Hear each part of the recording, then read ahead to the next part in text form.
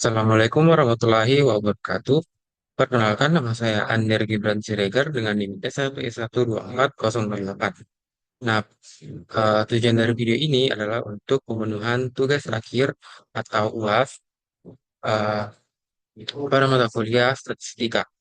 Nah, jadi pada video ini saya akan menjelaskan beberapa konsep dasar statistika, analisis regresi, serta penerapannya. Nah, adapun pembahasannya dalam video ini meliputi yang pertama ada pengertian statistika, kemudian analisis regresi linear sederhana, beserta contoh dan pengerjaannya menggunakan Excel. Kemudian metode untuk mengetahui pengaruh dua atau lebih variabel terhadap satu variabel lain. Dan yang terakhir ada kontribusi statistika dalam bidang inventory. Kita masuk dalam pembahasan yang pertama, yaitu apa itu statistika. Nah, statistika adalah ilmu yang mempelajari cara mengumpulkan, mengolah, menganalisis, dan menginterpretasikan data untuk membantu mengambil pengambilan keputusan. Nah, statistika itu bukan cuma hitung-hitungan. Tujuan utamanya adalah untuk mengambil keputusan berbasis data. Nah, contoh sederhananya, misalnya kita ingin mengetahui apakah jam tidur mempengaruhi tingkat konsentrasi mahasiswa. Dan tanpa statistika, kita hanya menebak. Nah, dengan statistika, kita bisa membuktikannya secara kuantitatif. Adapun cabang statistika itu terbagi jadi dua. Yang pertama ada statistika deskriptif, yaitu mencakup tabel, grafik, dan rata-rata. Kemudian ada statistika inferensial, di mana mencakup regresi, korelasi, uji hipotesis. Nah, analisis regresi ini termasuk ke dalam statistika inferensial. Nah, kita masuk ke pembahasan yang kedua, yaitu analisis regresi linear sederhana. Jadi, apa itu analisis regresi linear sederhana? Jadi, itu adalah metode statistika yang digunakan untuk mengetahui satu variabel bebas atau X terhadap satu variabel terikat Y. Nah, contoh di kasus ini X-nya atau variabel bebasnya yaitu merupakan jam tidur. Kemudian variabel terikatnya atau Y itu merupakan nilai konsentrasi. Nah, tujuan dari regresi ini adalah untuk mengetahui arah hubungan positif atau negatif, itu mengetahui seberapa besar pengaruhnya, kemudian membuat prediksi. Nah, di contoh ini, saya menggunakan data jam tidur sebagai variabel X dan nilai konsentrasi sebagai variabel Y. Nah, dapat dilihat di sini, variabel X-nya jam tidur, kemudian variabel Y-nya adalah nilai konsentrasi.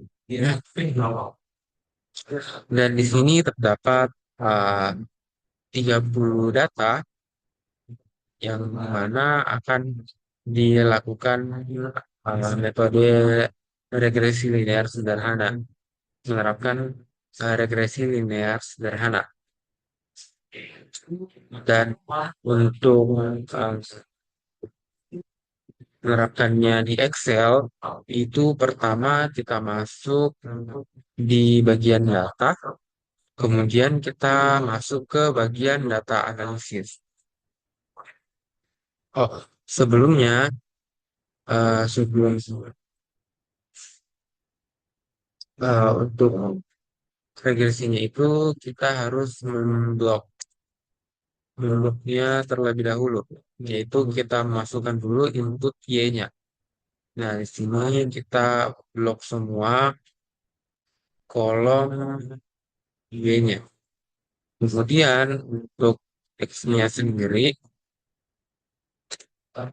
itu kita blok kolom X-nya, di mana terdapat data jam tidur.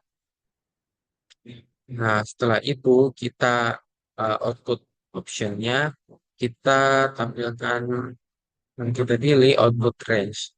Terus kita uh, ketik $E, kemudian $1.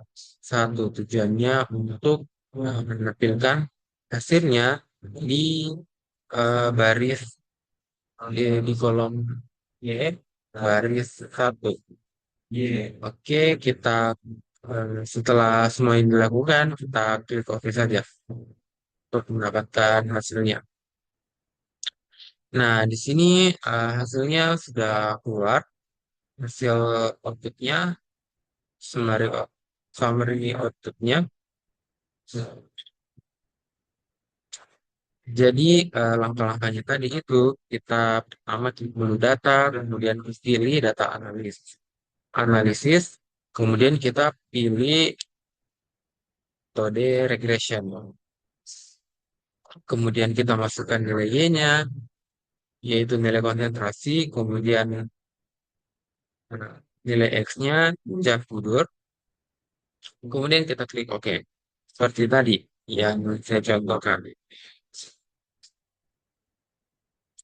Nah, dari interpretasi hasil ini, itu menunjukkan hubungan yang kuat antara jam tidur dan konsentrasi. Karena dapat dilihat di multiple R-nya ini, itu kita mendapatkan 0,842. Kemudian R square-nya itu 0,709. Artinya sekitar 70,9% variasi nilai konsentrasi dapat dijelaskan oleh jam tidur. Misalnya mungkin dapat dipengaruhi oleh faktor lain seperti stres, beban belajar, ataupun kesehatan.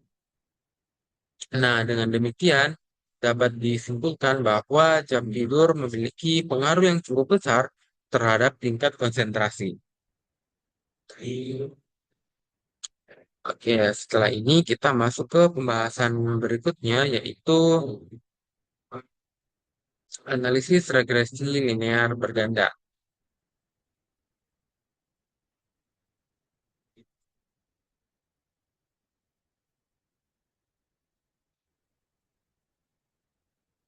Iya, kita masuk ke metode berikutnya.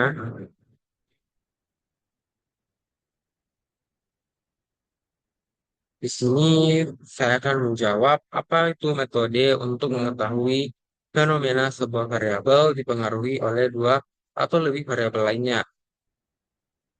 Nah, jadi jawabannya adalah menggunakan metode analisis regresi linear berganda.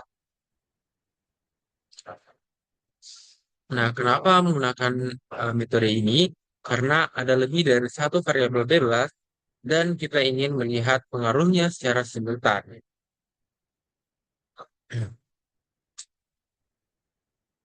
Nah, berdasarkan uh, data saya yang ada ini, di spreadsheet ini di Excel, jadi variabel terikatnya itu seperti yang tadi nilai konsentrasi, kemudian variabel bebasnya itu ada jam tidur, dan saya tambahkan satu yaitu variabel X2, variabel keduanya yaitu konsumsi kafein dalam satuan miligram.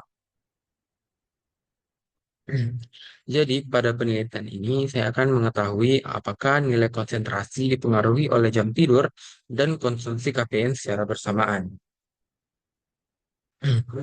Nah, selanjutnya saya akan menjelaskan metode statistik untuk mengetahui pengaruh dua atau lebih variabel terhadap satu variabel lainnya. Dan metode yang digunakan adalah analisis regresi linear berganda. Jadi, regresi linear berganda adalah metode statistik yang digunakan untuk mengetahui hubungan dan pengaruh lebih dari satu variabel bebas terhadap satu variabel terikat. Nah, berbeda dengan regresi linear sederhana yang hanya melibatkan satu variabel X, di regresi linear berganda ini itu lebih sesuai untuk fenomena nyata yang biasanya dipengaruhi banyak faktor.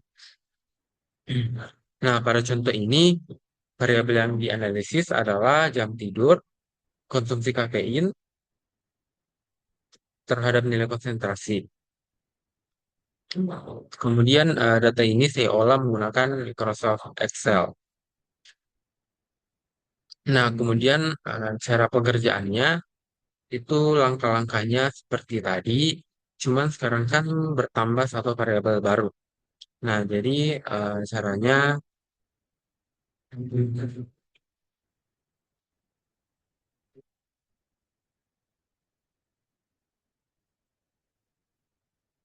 kita masuk ke menu data, kemudian data analisis, dan kita pilih regression.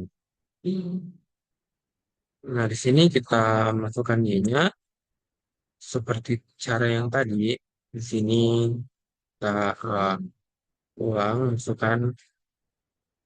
Kemudian untuk input teksnya itu eh, kita blok kedua kolom ini, kolom konsumsi kafein dan jam tidur.